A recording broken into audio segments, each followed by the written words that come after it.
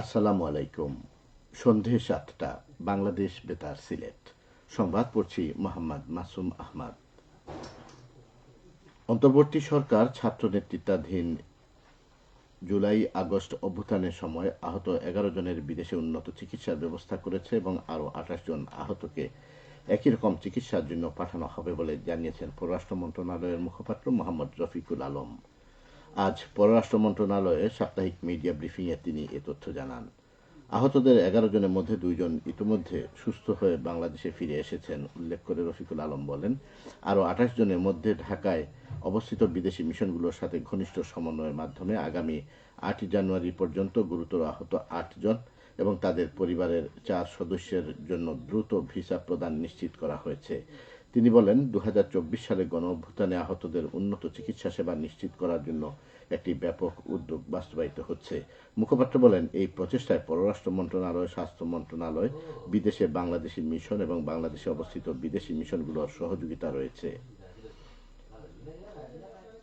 প্রধান উপদেষ্টার কার্যালয়ের মুখ্য সচিব এম সিরাজউদ্দিন মিয়া বলেছেন, অপার সম্ভাবনাময় পর্যটন শিল্পকে যুগোপযোগী করে গড়ে তুলতে সরকার নিরলসভাবে কাজ করে যাচ্ছে। দেশি বিদেশি পর্যটকদের আকর্ষণ করতে মৌলভীবাজার সহ সিলেট বিভাগের সকল পর্যটন স্পট আধুনিকায়ন করা হবে। প্রত্যেক এলাকায় এই ধরনের ফেস্টিভ্যাল মেলার আয়োজন করা হলে দেশি বিদেশি পর্যটকরা আকৃষ্ট হবেন। এতে সরকারের রাজস্ব বৃদ্ধি, ব্যবসা বাণিজ্যের প্রসার ও জনগণের জীবনমান উন্নয়নে সহায়ক ভূমিকা রাখবে। তিনি আজ মৌলভীবাজারের শ্রীমঙ্গল উপজেলার কাকিয়াছড়া সরকারি প্রাথমিক বিদ্যালয় মাঠে ৩ দিনব্যাপী হারমোনি ফেস্টিভ্যাল মেলা উদ্বোধনী অনুষ্ঠানে প্রধান অতিথি বক্তব্যে এসব কথা বলেন। বাংলাদেশ ট্যুরিজম বোর্ডের প্রধান নির্বাহী আবু তাহের মোহাম্মদ জাবেরের সভাপতিত্বে বিশেষ অতিথি ছিলেন সিলেটের বিভাগীয় কমিশনার খান মোহাম্মদ রেজাউন নবী। গেস্ট অব অনার ছিলেন বেসরকারি বিমান ও পর্যটন মন্ত্রণালয়ের সচিব নাসরিন জাহান।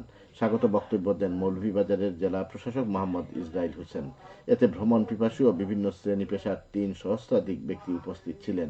মেলায় ক্ষুদ্র নৃগোষ্ঠী তাদের জীবনাচার তুলে ধরা সহ ৪৪টি স্টলে তাদের হাতে তৈরি বেত ও মাটির রকমারি তৈজসপত্র, পোশাক সহ বিভিন্ন ধরনের সরঞ্জাম প্রদর্শন বিক্রয়ের জন্য স্থান পেয়েছে। আগামী ১২ জানুয়ারি পর্যন্ত প্রতিদিন সকাল ১১টা থেকে রাত ৮টা পর্যন্ত মেলা চলবে। বাংলাদেশ ট্যুরিজম বোর্ড ও উপজেলা প্রশাসন যৌথভাবে এর আয়োজন করছে। ৩ দিনব্যাপী তাফসিরুল কুরআন মাহফিল শুরু হয়েছে সিলেট এমসি কলেজ মাঠে। মাহফিলে তাফসির পেশ করবেন ইসলামী বক্তা ডক্টর মাওলানা মিজানুর রহমান আজহারি। মাহফিল চলবে প্রতিদিন বিকেল ৩টা থেকে রাত ১০টা পর্যন্ত। শেষ দিন ১১ জানুয়ারি সকাল ১০টা থেকে দুপুর ১২টা পর্যন্ত মহিলাদের জন্য বিশেষ মাহফিল অনুষ্ঠিত হবে। এছাড়াও তাফসির পেশ করবেন বিশিষ্ট ইসলামী চিন্তাবিদগণ। আঞ্জুমানে খেদমতে কুরআনের আয়োজন করেছে। এদিকে মাহফিল চলাকালে যানজট এড়াতে নগরের ৫টি সড়কে যানবাহন চলাচল নিয়ন্ত্রিত থাকার কথা জানিয়েছে সিলেট মহানগর পুলিশ। নগরের ৫টি সড়কে বাস, মিনিবাস, পিকআপ ও ট্রাক সহ সকল প্রকার ভারী যানবাহন চলাচল সাময়িকভাবে নিয়ন্ত্রিত থাকবে। সিলেট ও সুনামগঞ্জের বিভিন্ন সীমান্ত এলাকা থেকে ভারতীয় পণ্য জব্দ করেছে বিজিবি ৪৮ ব্যাটালিয়নের টহল দল। আজ সিলেটের পান্থুমাই, তামাবিল, নোয়াকোট, সংগ্রাম, সোনারহাট, বিছনাকান্দি, প্রতাপপুর, লবিয়া, পাথরকুয়ারি ও সুনামগঞ্জের বাংলাবাজার বিওপি টহল দল অভিযান চালিয়ে বিপুল পরিমাণ ভারতীয় চিনি, কমলা, থান কাপড়, শীতের কম্বল, জিরা, চকোলেট, বিড়ি, মদ এবং বাংলাদেশ থেকে পাচারকালে রসুন ও শিং মাছ জব্দ করা হয়। এ সময় চোরাচালানকৃত পণ্য পরিবহনে ব্যবহৃত কয়েকটি নৌকা আটক করা হয়। আটককৃত পণ্যের বাজার মূল্য প্রায় ৭০ লাখ টাকা।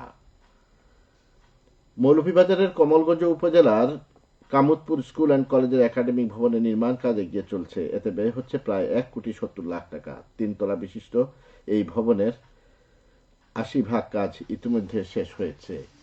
ভবনটি নির্মিত হলে শিক্ষার্থীদের পাঠদান সহ অন্যান্য সুযোগ সুবিধা বৃদ্ধি পাবে। শিক্ষা প্রকৌশল অধিদপ্তর তা বাস্তবায়ন করছে। খেলার খবর, ক্রিকেট। সিলেট আন্তর্জাতিক স্টেডিয়ামে বিপিএল এর আজকে প্রথম খেলায় দুর্বার রাজশাহী ২৮ রানে জয়লাভ করেছে। প্রথমে ব্যাট করতে নেমে রাজশাহী নির্ধারিত ২০ ওভারে ৫ উইকেট হারিয়ে ১৭৮ রান করে। জবাবে খেলতে নেমে খুলনা টাইগার্স সব উইকেট হারিয়ে ১৫০ রান সংগ্রহ করে। দিনের অপর খেলায় ঢাকা ক্যাপিটালস মুখোমুখি হয়েছে সিলেট স্ট্রাইকার্সের। সবশেষে আবহাওয়া।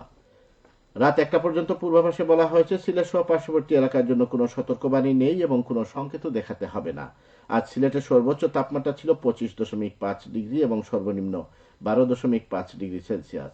বাতাসে আর্দ্রতা ছিল সকালে 80% এবং সন্ধ্যায় 84%। আগামীকাল সিলেটে সূর্যোদয় হবে 6টা 39 মিনিটে এবং অস্ত যাবে 5টা 22 মিনিটে। সংবাদ শেষ হলো।